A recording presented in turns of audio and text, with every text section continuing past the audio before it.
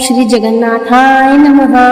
यह मंत्र भगवान श्री जगन्नाथ की स्तुति के लिए जपा जाता है और उनके आशीर्वाद के लिए श्रद्धालु इसका उच्चारण करते हैं। जगन्नाथ का अर्थ है संसार के स्वामी और यह मंत्र उनके प्रति समर्पण और श्रद्धा व्यक्त करने का एक सशक्त माध्यम है।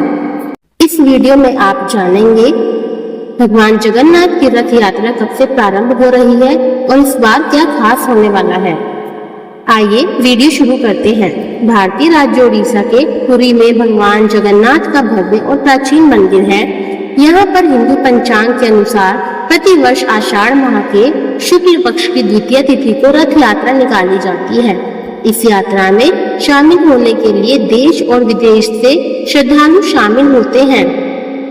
जो लोग मंदिर के अंदर जाकर भगवान के दर्शन नहीं कर पाते हैं, वे इस माध्यम से भगवान का दर्शन का लाभ उठा सकते हैं।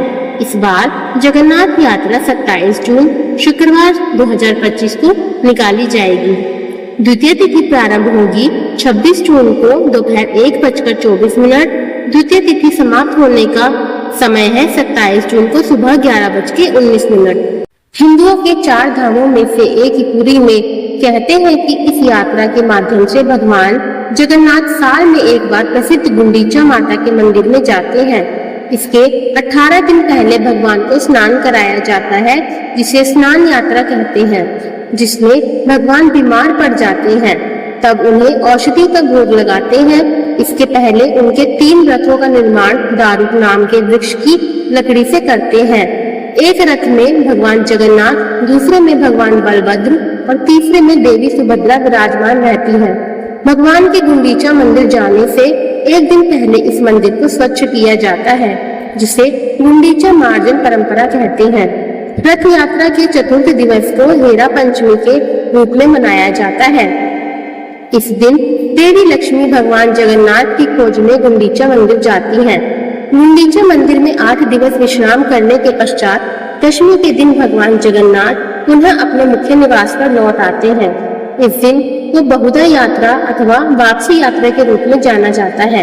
यात्रा के बीच एक छोटे से पड़ाव पर भगवान रुकते हैं, जिसे मौसी मां मंदिर के रूप में जाना जाता है, जो कि देवी अर्धाश्विनी को समर्पित एक दिव्य स्थल है।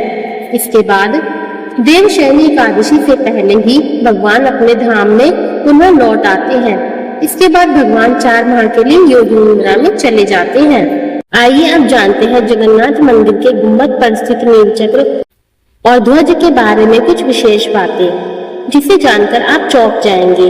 ओडिशा राज्य के पुरी में स्थित विशालकाय जगन्नाथ मंदिर के गुम्बद पर स्थापित नील चक्र और उसके ऊपर लहराता भगवान जगन्नाथ का ध्वज किसी आश्चर्य से कम नहीं है।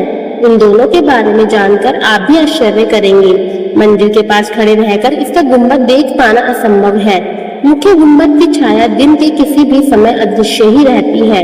ध्वज के पास नील चक्र लगा है। ध्वज विशालकाय नील चक्र के ऊपर तक लहराता है। इसे सुदर्शन चक्र भी कहते हैं। जगन्नाथपुरी मंदिर के ध्वज की 10 खास बातें। श्री जगन्नाथ मंदिर के ऊपर स्थापित त्रिकोणीय आकार का ध्वज सदैव हवा के विपरीत दिशा में ही लहराता है। यह ध्वज लाल, पीला, सफेद और केसरिया रंग का होता है। इस ध्वज पर शिव जी का अर्धचंद्र बना हुआ है। चंद्र के सूर्य का चिन्ह है। प्रतिदिन सायंकाल मंदिर के ऊपर स्थापित ध्वज को मानव द्वारा बदला जाता है, जिन्हें चुनरा नियोग और गरुड़ सेवक कहते हैं। शिखर पर कई ध्वज लगाए जाते हैं, जिनमें मुख्य ध्वज को पतित पावन बाना कहा जाता है। श्री मंदिर के 45 मंजिला शिखर पर ध्वज हर दिन शाम 4 से 5 बजे के बीच बदला जाता है। ऐसी मान्यता है कि यदि ध्वज एक दिन भी नहीं बदला गया तो मंदिर 18 सालों के लिए बंद हो जाएगा। इस 20 मीटर लंबे ध्वज को 800 साल से चोला परिवार ही बदलता आ रहा है। ऐसा भी कहते हैं कि पहले यह ध्वज इतना लंबा होता था कि यह समुद्र के ऊपर तक लहराता था और लोग इसे पकड़कर स्नान करते थे। मुख्य ध्वज के नीचे की ओर लहराने वाली पताका को मानसिक बाना कहते हैं। इस ध्वज को श्रद्धालु द्वारा भेद किया जाता है। इसके अलावा पादुखाकिया नामक 250 फीट एक लंबा बाना सुदर्शन चक्र से बांधते हैं, जिसका अंतिम सिर श्री मंदिर के उत्तरी भाग में स्थित पादुका कुंड या अमृत कुंड में डूबा रहता है। भक्तगण इस सिरे को निचोड़कर उस पानी को पीते हैं। आइए अब जानते हैं जगन्नाथपुरी मंदिर के नील चक्र की खास बातें। पुरी में किसी भी स्थान से आप मंदिर के शीर्ष पर लगे नील चक्र को देखेंगे तो वह सदैव आपको आपके सामने ही लगा दिखेगा। नील चक्र को सुदर्शन चक्र और नीला पहिया भी कहा जाता है। यह अष्ट धातु से निर्मित है और अति पावन पवित्र माना जाता है। यह भगवान जगन्नाथ का सबसे शक्तिशाली हथियार है। यह करीब 36 फुट परिधि यानी गोलाई और 15 फुट ऊंचा है और इसमें 8 आरियां हैं। पुराने समय में जो चक्र था वह समय के साथ नष्ट हो गया था। भोई वंश के राजा प्रथम रामचंद्र देव ने ईस्वी सन 1594 में इस चक्र को बनवाकर मंदिर के शिखर पर स्थापित करवाया था।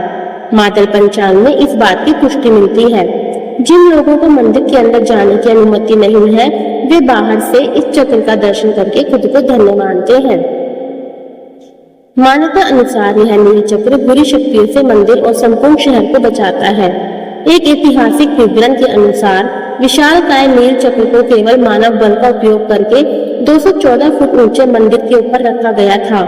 नीला चक्र के बारे में एक किंवदंती बताती है कि एक बार यह चक्र घमंडी हो गया था और भगवान जगन्नाथ ने उसका घमंड चूर करके उसे नम्र किया, फिर उसे मंदिर के शिखर पर रख दिया गया। आपको हमारी वीडियो पसंद आई हो तो वीडियो को लाइक करें, कमेंट करें, शेयर करें। यदि आप इस चैनल पर नए हैं तो चैनल को सब्सक्राइब करना ना भूलें तथा बेल आइकन जरूर दबाएं। राधे राधे।